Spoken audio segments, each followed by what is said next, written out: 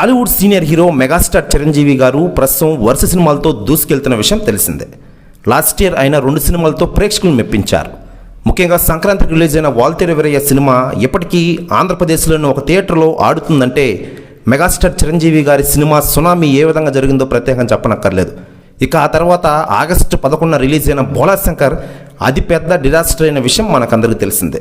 ఇక ఆ సినిమా తర్వాత రీమేక్లు పక్కన పెట్టి బింబిసార డైరెక్టర్ వశిష్ఠ దర్శకత్వంలో ఒక సినిమా చేసిన విషయం మనకందరికీ తెలిసిందే. చిరంజీవి గారి తదుపరి సినిమా సోషల్ ఫ్యాంటసీ సినిమాని చేస్తున్నారు.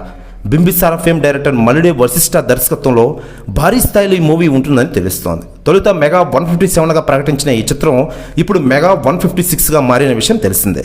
ఇది మెగాస్టార్ చిరంజీవి గారికి 156వ చిత్రం.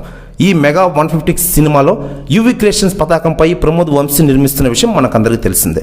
ఇక ఇదిలా ఉండగా ఈ మూవీలో చిరంజీవి గారికి పోటీగా లేడీ విలన్ని రంగంలోకి దింపుతున్నారట డైరెక్టర్. లేటెస్ట్గా అందుతున్న సమాచారం ప్రకారం తమిళ నటి వరలక్ష్మి శరత్ కుమార్ గారు ఈ మూవీలో విలన్ పాత్రలు నటించున్నారట.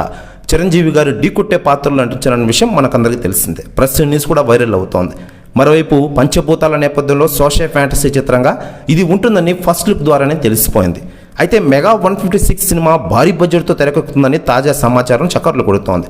దాదాపు 200 కోట్ల బడ్జెట్తో ఈ మూవీ రూపొందిందని బయటకు వచ్చింది. దీనిపై సోషల్ మీడియాలో జోరుగా ప్రచారం జరుగుతూ ఉంది. ఇక మెగా 156 సినిమాలో గ్రాఫిక్స్ ప్రధానంగా ఉంటుందని తెలుస్తోంది. అందుకే CG వర్క్స్ కోసమే ఎక్కువ భాగం ఖర్చు అవుతుందని టాక్ నడుస్తోంది. అందుకే ఈ చిత్రం బడ్జెట్ ఈ స్థాయిలో ఉంటుందని అయితే గట్టిగా నడుస్తోంది. ఇక ఈ సినిమాలో అనుష్క శెట్టి హీరోయిన్గా నటిస్తారని కూడా కొన్ని రోజులుగా ఊహాగానాలు వచ్చిన విషయం తెలిసిందే. ఇక ఈ సినిమాకు Oscar award winner MM Keeravani సంగీతం అందిస్తున్నారు.